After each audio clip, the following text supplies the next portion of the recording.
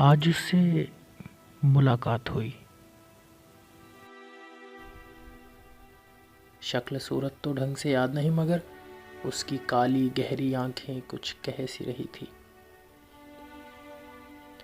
उसके खुले बाल हवा के साथ चल रहे थे।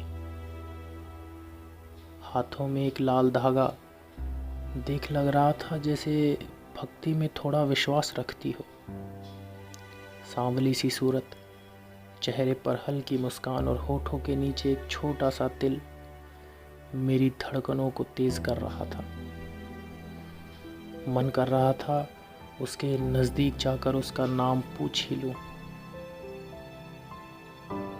मैंने एक हरी कमीज़ और एक पजामा पहना हुआ था जो उसके काले कुर्ते और लाल दुपट्टे के सामने फीका सा नजर आ रहा था। मैंने अपनी हथेलियों को मलते हुए अपने बालों को संवारा और एक कदम उसकी ओर बढ़ाया। उसके नज़दीक जाने के बाद आंखें जाने बंद ही हो गई हों।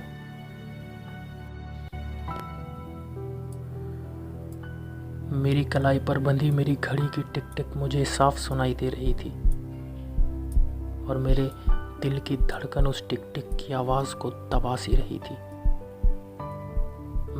मैं कभी उसके इतना नज़दीक गया ही न था। मेरी आंखें बंद थी और मेरी लंबी सांसों की आवाज़ मुझे ही सुनाई दे रही थी। अचानक सब शांत हो गया।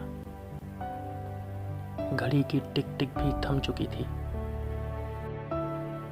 वक्त रुक सा गया था और एक की आवाज़ मेरे कानों में पड़ी। मैंने लंबी सांसें लेकर अपनी आंखें खोली तो उसका चेहरा मेरी आंखों के बहुत नज़दीक था। नज़दीक से चांद कुछ और ही नज़र आता है। अब मालूम पड़ा। 2 घड़ी मैं वहीं बैठना चाहता था और उसकी आंखों में बेवजह देखना चाहता था। उसकी पलकें आंखों को बार बार ढक रही थी और मेरी पलकें बिना झुके उसकी आंखों में देखे जा रही थी। उसने कहा, क्या?